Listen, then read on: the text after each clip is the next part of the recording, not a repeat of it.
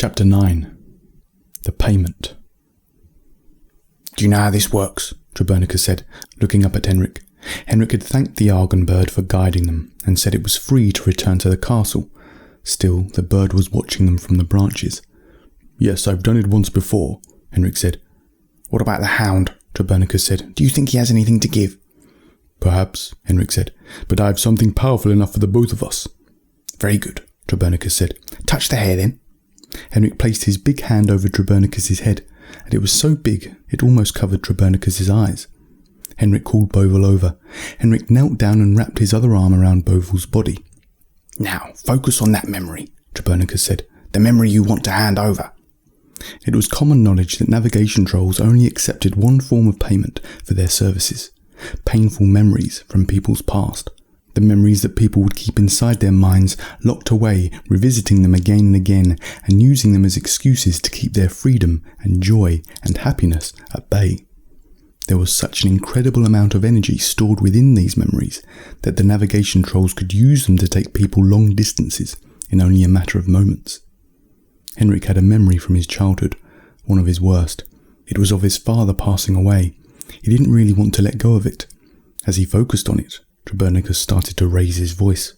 "You have to hand it over. Hand it over or I can't take you both," he yelled.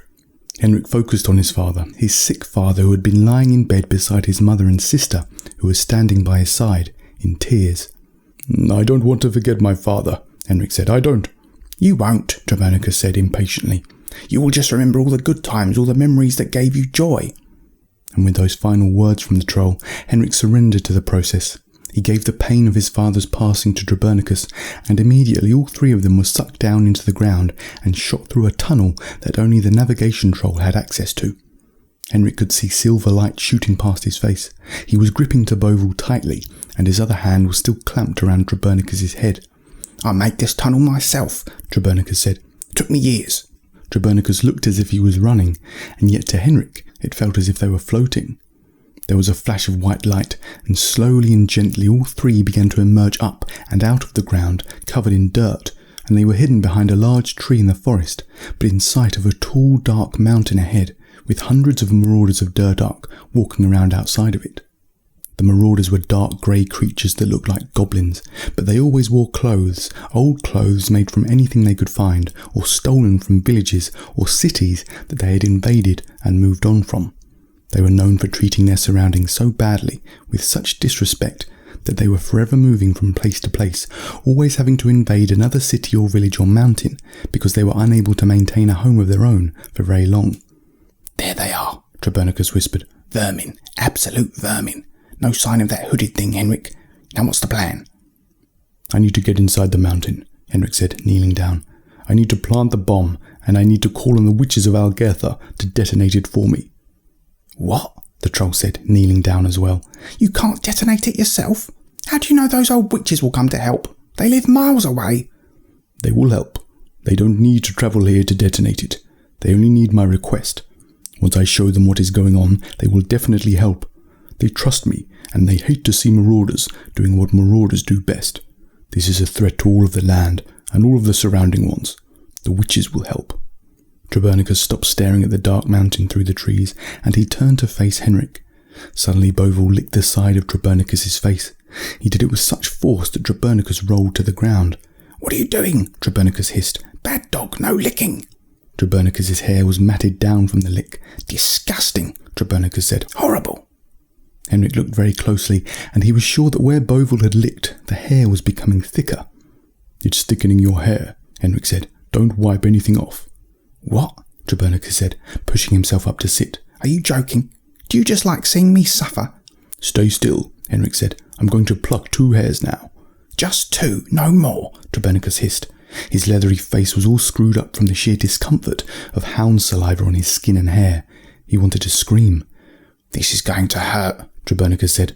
"Pulling a troll's hair feels like setting him on fire." Henrik carefully and delicately managed to rub Trebernicus's hairs between 2 of his huge fingers, so that eventually only 2 strands remained. "Ready?" Henrik said. Trebernicus nodded quickly. "Just do it," Trebernicus said, wincing. 1, 2, 3. Henrik pulled the 2 hairs sharply, knowing they would not come out of the troll's head very easily. To everyone's surprise, apart from Bovil's, the troll did not make a sound. "Do it, just do it," Trebernicus said with his eyes still closed. "Pluck them." "I have done it," Henrik said. "Look." Trebernicus opened his eyes and looked at the 2 shining silver hairs in Henrik's hand. "Impossible," Trebernicus said. "It can't possibly be." Bovil lunged at Trebernicus and licked the side of his head once again. This time Trebernicus braced himself against the ground with his arms, and he quickly stood up. "I told you, hound, leave my face alone." As Trebernicus desperately tried to wipe the saliva off his head with his arm, Henrik saw a very faint movement of light in Trebernicus's mass of damp and matted hair. "Your hair is growing back," Henrik said. "What?"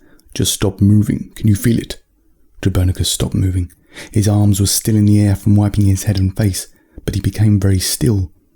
Henrik had such keen eyes, he could see the light of 2 new strands of hair extending from Trebernicus's head.